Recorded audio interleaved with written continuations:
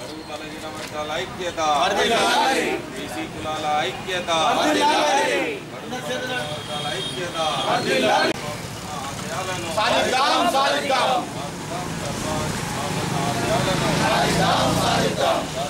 సర్దార్ సర్వాయి పాపన్న ఆశయాలను బీసీలకు పదోన్నతుల్లో రిజర్వేషన్లు వెంటనే,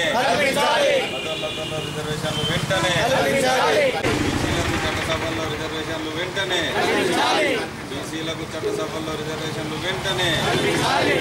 సర్దార్ సర్వాయి పాపన్న ఆశయాలను, బీసీల ఐక్యత, బీసీల ఐక్యత, జై బీసీ, బలహీన వర్గాల ఐక్యత, సాధిద్దాం సర్వాయి పాపన్న ఆశయాలను, సాధిద్దాం సర్దార్ సర్వాయి పాపన్న ఆశయాలను, బీసీలకు చట్టసభలో రిజర్వేషన్లు వెంటనే, బీసీలకు చట్టసభలో రిజర్వేషన్లు వెంటనే, ఉద్యోగులకు పదోన్నతులు వెంటనే, పదోన్నతుల్లో రిజర్వేషన్లు వెంటనే, పెత్తందారులకు వ్యతిరేకంగా, ఉన్నత వర్గాలకు వ్యతిరేకంగా ఆనాడు పోరాడి బడుగు బలహీన వర్గాల పక్షాన, దళితుల పక్షాన నిలబడి మరి పెత్తందారులను అదేవిధంగా రాచరిక పాలనను వ్యతిరేకించి ప్రజలను బానిస విముక్తులు చేసి స్వతంత్రులుగా చేసి స్వతంత్ర సైన్యాన్ని ఏర్పరచుకొని అన్యాయాన్ని అధర్మాన్ని ఎదిరించి ప్రజలకు అండగా నిలిచినటువంటి బడుగు బలహీన వర్గాల నాయకుడు, పేద ప్రజల ఆశాజ్యోతి అయినటువంటి సర్దార్ సర్వాయి పాపన్న గారి జయంతి ఉత్సవ కార్యక్రమం శుభాకాంక్షలు తెలియజేసుకుంటూ, మరి సర్దార్ సర్వాయి పాపన్న గారు గతంలోనే తన సొంతంగా సైన్యాన్ని తయారు చేసుకొని అగ్రవర్ణాలకు వ్యతిరేకంగా పోరాడుతూ బడుగు బలహీన వర్గాలకి, దళితులకి బాసటగా నిలిచి అందరినీ స్వతంత్రులుగా వాళ్ళకు స్వేచ్ఛగా జీవించే విధంగా అవకాశం కల్పించినటువంటి మహానాయకుడు. మరి ఈయనను ఆదర్శంగా తీసుకొని బడుగు బలహీన వర్గాల నాయకులందరూ కూడా అన్యాయం వైపు, అధర్మం వైపు ఎదిరించే విధంగా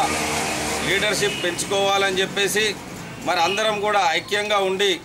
వ్యక్తిగతంగా ఎదగడానికి ఒకరికొకరం సాయం చేసుకుంటూ మరి వ్యక్తి నిర్మాణం అయితేనే ఈరోజు సమాజ నిర్మాణం జరుగుతుంది. ఆ మండలం కానీ, ఆ జిల్లా కానీ, ఆ సామాజిక వర్గం కానీ అభివృద్ధి చెందడానికి అవకాశం ఉంటుంది. కాబట్టి ఈరోజు సర్దార్ సర్వాయి పాపన్నని ఆదర్శంగా తీసుకొని తన ఆశయాలను కొనసాగించే విధంగా బడుగు బలహీన వర్గాల నాయకులైనట్టు అందరం కూడా ప్రయత్నం చేద్దామని చెప్పేసి తెలియజేసుకుంటూ, ప్రభుత్వం వెంటనే ప్రధాన కూడల్లో, జగిత్యాల్లో మరి మేము సూచించినటువంటి ప్లేసులో తప్పకుండా సర్దార్ సర్వాయి పాపన్న గారి విగ్రహానికి ఏర్పాటు చేయాలని చెప్పి బీసీ సంక్షేమ సంఘం తరఫున కోరుతూ, మరి ఈ సర్దార్ సర్వాయి పాపన్న యొక్క జయంతి సందర్భంగా ప్రభుత్వాన్ని జగిత్యాల బీసీ సంక్షేమ సంఘం కోరేది ఏంటంటే, దయచేసి వెంటనే బీసీలకు చట్టసభల్లో రిజర్వేషన్లు కల్పిస్తూ ఉద్యోగులకు పదోన్నతుల్లో కూడా రిజర్వేషన్లు కల్పించాలని చెప్పేసి కోరుకుంటూ, ఈ కార్యక్రమంలో పాల్గొంచుకున్నటువంటి ప్రతి కుల సంఘ నాయకునికి పేరు పేరున ధన్యవాదాలు జయంతి కార్యక్రమం ఈరోజు నిర్వహించుకుంటున్నాం. ఆ రోజు మొఘల్ సామ్రాజ్యం విస్తరణంగా పరిపాలన ఇస్తున్న సందర్భంలో ఒక గౌడ కులానికి చెందిన సర్దార్ సర్వాయి పాపన్న జులాయిగా తిరుగుతూ ఏదో ఒక ఆలోచనతో ఎప్పుడు ఖాళీగా ఉండేవాడు. వాళ్ళమ్మ అనేదట, ఏరా ఖాళీగా ఉంటున్నావు, ఆ పోయి ఆ తాళ్ళెక్కి ఆ కళ్ళు చేసే పని చేయి అని చెప్పేసి అంటే, తాడెక్కితే ఏమొస్తుందమ్మా, కొడితే గోల్కొండ కోటను కొట్టాలి అన్న ఒక సంకల్పం ఆయన లోపల ఉండి ఆ విషయాన్ని అమ్మకి చెప్పిండు. అదే సంకల్పంతో